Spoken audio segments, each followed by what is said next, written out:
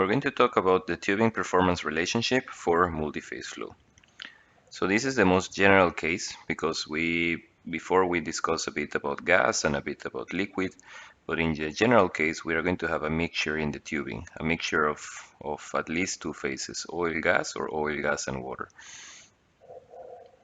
And sometimes we might also have solids. Okay, so let's paint our tubing.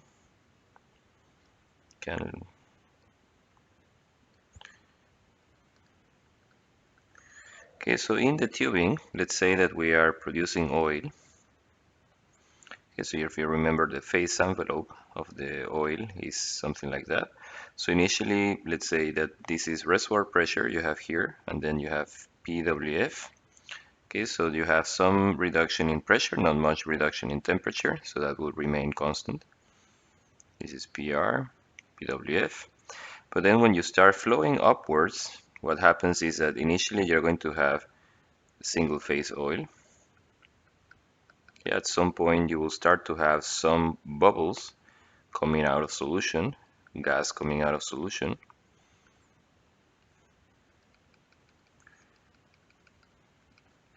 Okay, and is when and here I will start to lose some heat. I will start to reduce the temperature, and then the amount of gas is going to increase.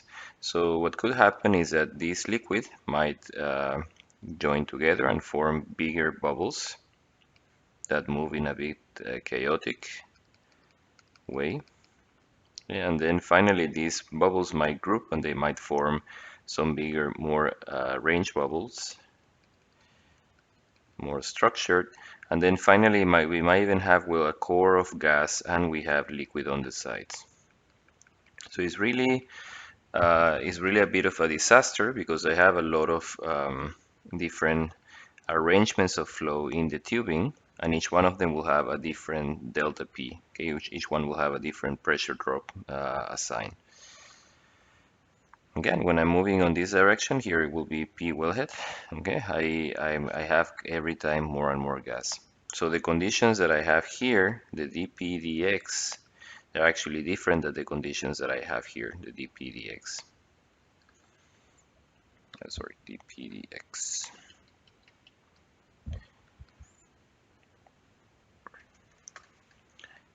This, by the way, these flow arrangements is what we call the flow patterns.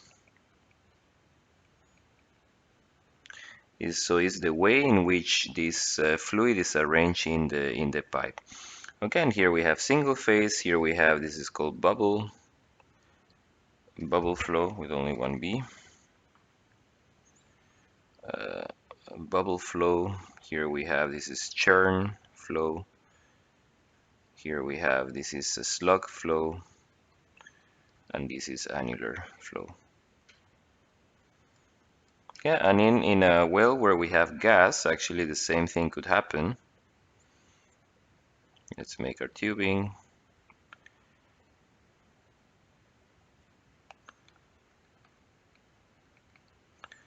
Again, initially I might have, just like in the oil case, I might have simply gas. Then I have gas with some droplets of oil, okay, which creates some sort of a mist. Then this might even get together and it might accumulate on the wall and then form some other clumps or droplets in the main core of the fluid. Okay, and even finally might end up having some like some bigger accumulation, might have some kind of a slug flow pattern. Okay, and of course here the phase envelope is not like the one to the left, but we have now only the dew point line. Again, we might have a reservoir pressure somewhere here, our bottom hole pressure, flowing bottom hole pressure someplace here, and then we enter into the envelope and we end up at the wellhead. Okay, and we cross and we enter, and every time we're going to have more and more liquid. So here we might have a mist flow. This is annular flow, and here we might have again slug flow. And usually develops like that, although it's not always the case that you enter the wellbore in undersaturated conditions. Sometimes, well, if I'm producing from an undersaturated formation, I'm going to enter with one of these conditions in the wellbore. Okay, but we have this issue that we want to know now what happens if we are going to paint, or how do we calculate, or how do we know what happens with if we're going to paint Q oil or Q gas, okay, versus PWF versus Q oil or Q gas. We want to see how this curve looks like, okay, or how do we calculate that curve for a wellhead pressure, let's say constant. Okay, so just for historical purposes, we're going to look at a paper. This was published by an engineer with Shell called Gilbert, and this was in 53, 54, I think. And he was part of Shell, but this is the name for Shell for, I think it's BMP, and this was Shell in Indonesia. Let me show you, let's just copy this, and then I show you something interesting from that paper.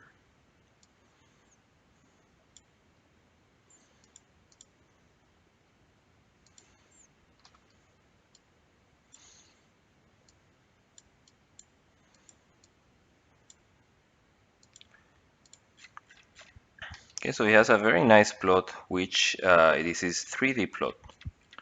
Okay, because he was looking at giving some indications or some procedures, how you should calculate DP in the tubing, how do you calculate the PWF, and changing with gas lift and with multiphase flow. And he tries to give some reasoning how you should think about multiphase flow in the tubing. Okay, so it's a very nice paper, and if you have the chance, just take a look and read it because it's really, really interesting.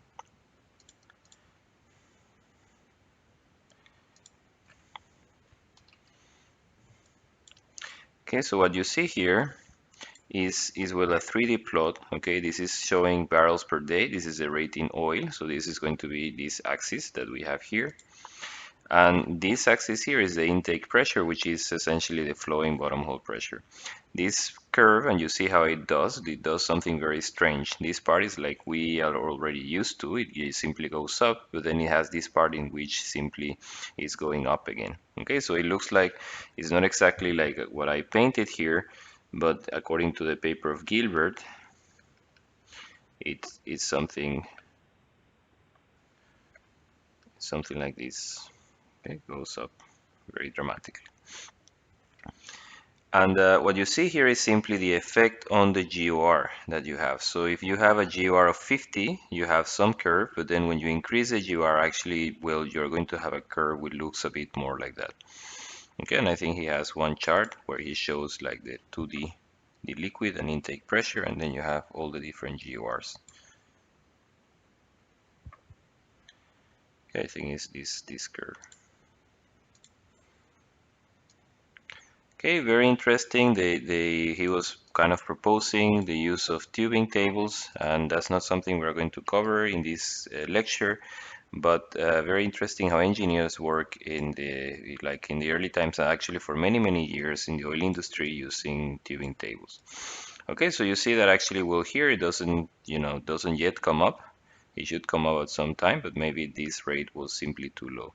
Okay, but you see that actually the curve goes down when you increase the GOR. First, when for low GORs, it's simply, no, sorry, for high GORs, it's simply more gas, simply is going down and then up. Okay, but then for low GORs, then it's simply down and then stays there. Okay, because well, you have more liquid. Okay, all of these curves, they have more liquid.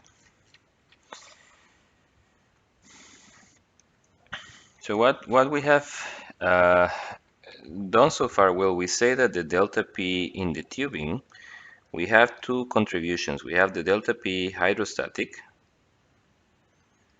and we have the delta P friction. And what we have to look here is so how do we calculate this delta P across the tubing? Okay, how do we estimate that?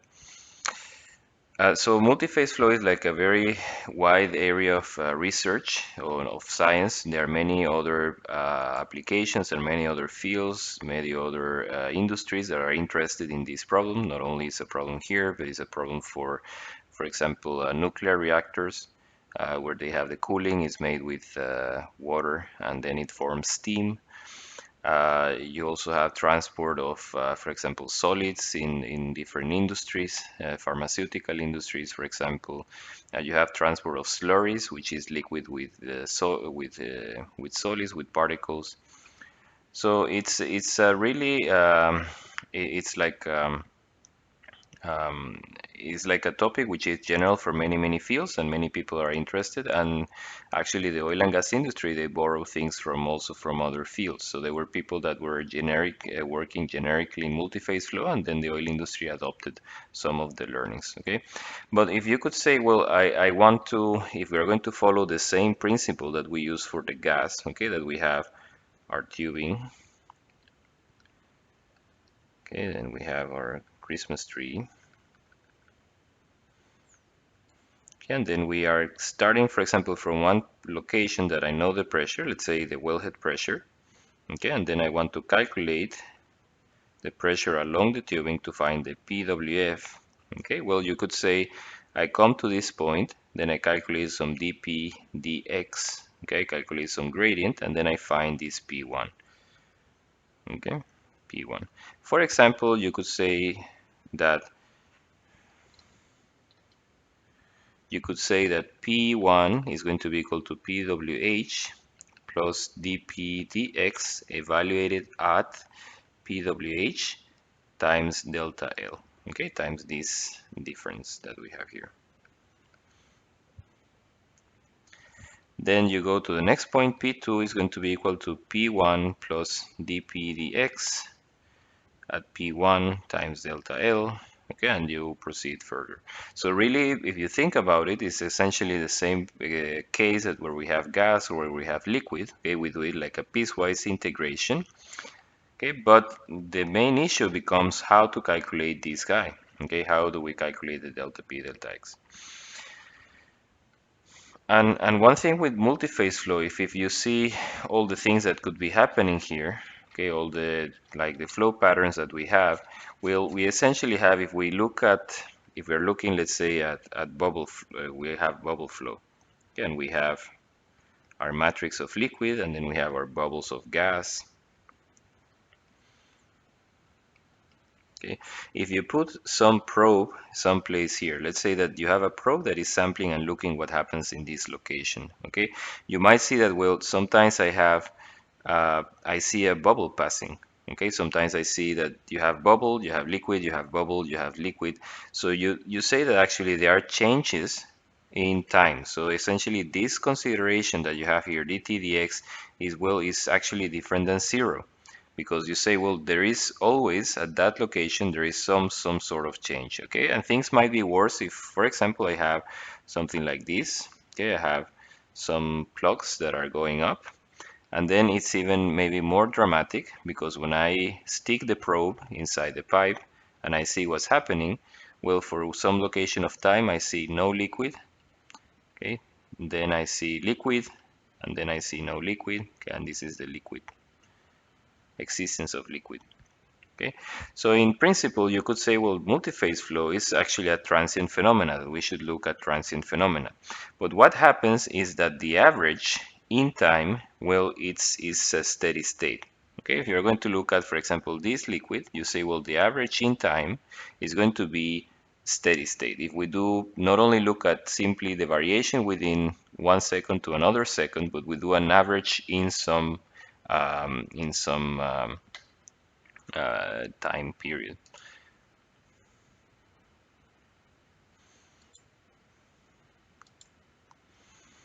Okay, so we are really looking into, first is we're looking into if we have a property X, we have the average of that property between two times, okay, or in time, dt of that property X. But then we also have the average of we are going to see, but also we have an average of that property which is on the area, okay, on the cross section area. because we are kind of looking, we are not interested in follow each one of these particles up and flowing up, but we are interested in like the average of one particular section of interest. Okay, what happens in this part? And we know it will have some average value of some parameter x in time and also in area that we assume is going to be relatively constant. Okay, but there are some issues in multiphase flow that actually I cannot solve steady state with this steady state approximation. I have to solve using transient, using transients analysis. Okay, so the next thing I wanted to show you is that, well, to calculate so the big center of all the issue is to calculate this dpdx. Okay, and then I can do the integration. This is called, this procedure that I'm listing here is called the integration. Okay, sometimes it's also called marching. It's the marching algorithm. Because I'm marching along the pipe to find the next point in pressure until I find and end up with the pressure that I want. And this approach that I use here, well, you are assuming that for those conditions, this dp and dx depends on a lot of things, right? But depends on, well, depends on the properties, PVT properties. Okay, like density, liquid, density of the gas, viscosity of the liquid, viscosity of the gas. Sometimes the interfacial tension also plays a role. Yeah, you need also maybe the volume, the mass fraction of gas. Okay, this is mass fraction. And then I also need something to do with the velocity. Okay, so I need, well, the rates of gas, rate of liquid. Okay, I also need the area, I need the diameter, I need the inclination of the pipe, that we can make something like that. We need also the roughness, so this is roughness. Okay, I need all of that. And also this expert, if I'm going to use this approach, well, this expert doesn't know exactly what is your particular condition. Okay, so simply with all of this input that you provide, then it should always be able to give you the same dpdx. Okay, it's not that some models they take into consideration, well, how far away are you from the wellhead, or if you might have some local disturbance. But most models they are work on this sense that they always, if you have the same input, is always going to give the same input is always going to give you the same output. Okay, so I want to show you also now another paper. This paper is by, I think, people from Schlumberger.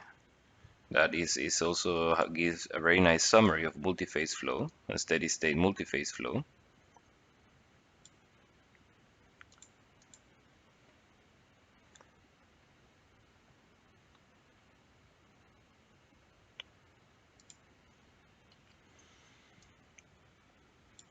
And if I'm not mistaken, I think this Bailey, he was studying in our university.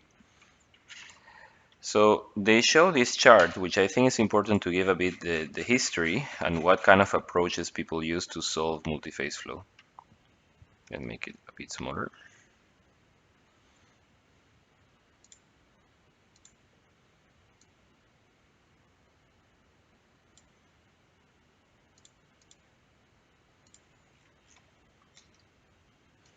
Okay, so you see, if you see the very early models, well, they assume that simply have an homogeneous mixture that I can calculate simply using the same Bernoulli equation for single phase flow. I can use it for multi-phase, but I need to calculate some homogeneous properties. I need to calculate an average density, an average viscosity, etc. Okay, and here you have so the color indicates is for how many phases: gas, liquid, gas, oil, and water. Inclination angle, okay, from the going down to going up, and this is telling you like when evolution, when things starting to come up.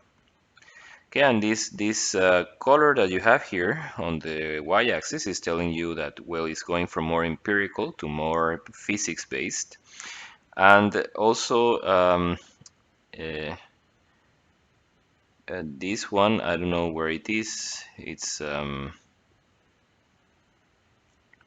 Steady state, yeah, I don't know where this legend is for. Okay, but essentially it tells you, well, I started with a very simple model, then I came with some models that were very empirical. Okay, they take measurements and they try to fit to an equation, and they try to say, well, this is the equation that will apply for that fluid. And then came people start to look into flow regimes. So actually what, because they see, if you see the different configurations of the flow regime is the same as flow pattern. Okay, if you see that here I should use one expression, here I should use another one, and here I should use another one. So if you split by flow patterns, well, actually it's very powerful because um, you can say, well, I'm going to use one expression to calculate this dpdx here, another expression to calculate in this one, and so forth. So I try to divide in flow patterns. The main issue is, well, I need to know how to know in which flow pattern I am. And this is really in the 70s and 80s. That was a kind of a golden era where you have a lot of things, people working on that, and they came up with a lot of useful expressions. Okay, but finally you came to a era where you have people making actually physics-based models that you try to solve, apply first momentum and mass conservation equations for all of the different flow patterns, and you try to find to solve the system of equations. And sometimes you need data to close and solve the system of equations, or in most cases you need data. And you need to do some assumptions, and you need also some equilibrium criteria between the flow pattern. And finally, well, we have, that's where we are now. Okay, we have some models that they use this mechanistic. Most of them use the mechanistic. Here they mention the Schlumberger reflux that uses the sleep and the flow regime. But essentially, we have models based on physics that they have a lot of information from experimental data and correlation that they use to get that to kind of to close the system of equation and to find for example, the flow pattern. Okay, just as an example, we are not going to go, so just to show you what we have and what you can find, okay, some examples, but we are not going to go there. I'm going to go later straight to the theory. But see here, well, I have an example of the flow pattern map. This is a flow pattern map, okay, this is for vertical flow.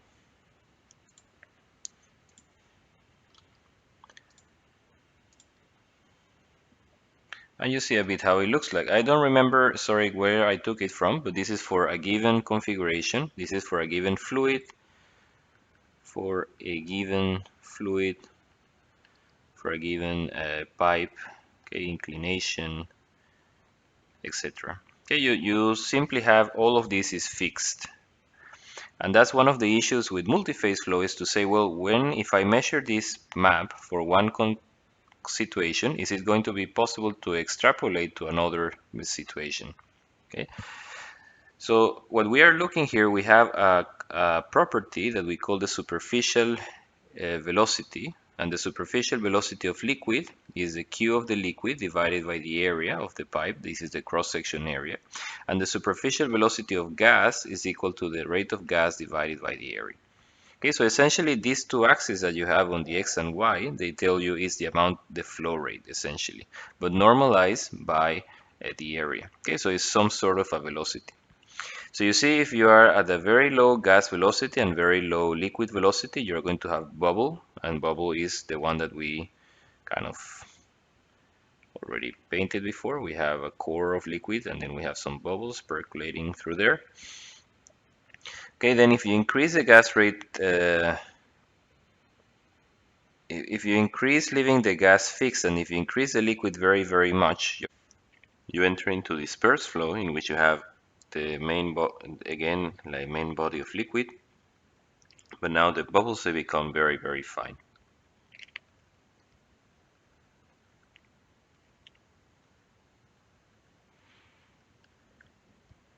Then you come here slug. This is what we were showing before. You have intermittent flow of liquid and gas, and the gas is usually arranged in this very beautiful shape called a Taylor bubble.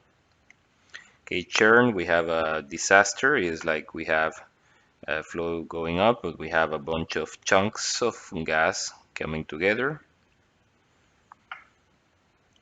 Okay, and then annular, well, we have it's that the liquid is typically on the walls, and also you have some liquid in the core, but then you have a gas. Okay, that is mainly dominated by gas. Okay, so see something like that, and then, well, if you could use this to identify first what you're going to have on your pipe, because these things, let's say you're doing your integration process that we describe up here. Okay, so you need to have first which flow pattern, and then to calculate this guy, well, I have here the QG and the QL. Okay, and they can come here and I say, well, yes, I'm in this location and this is how I should do it. If I have bubble, for example, well, here it makes sense to use the properties of the mixture. Okay, but or on the liquid, for example, for friction, because the friction is caused by the liquid on the wall. But like here is annular, so then I should use properties more similar to the gas.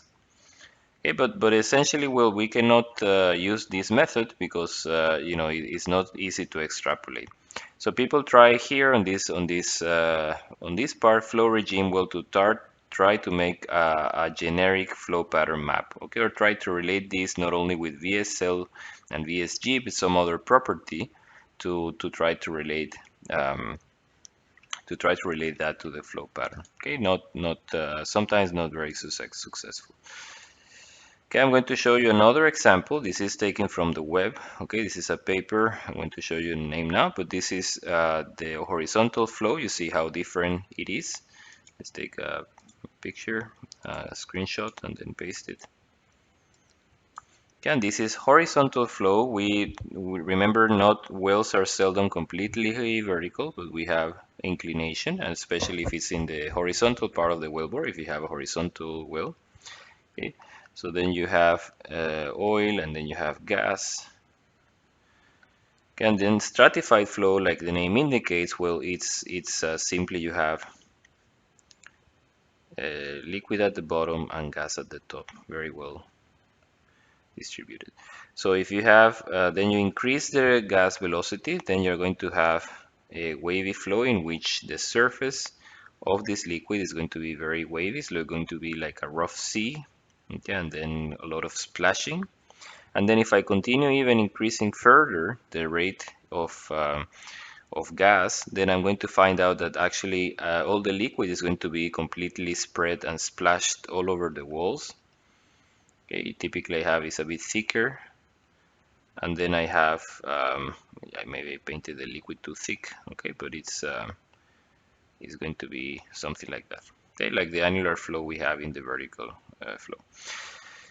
And here we have slug flow, again the same thing. We have a some maybe bubbles like that, and they are going to be not so nice as in the vertical flow. They're going to be a bit deformed.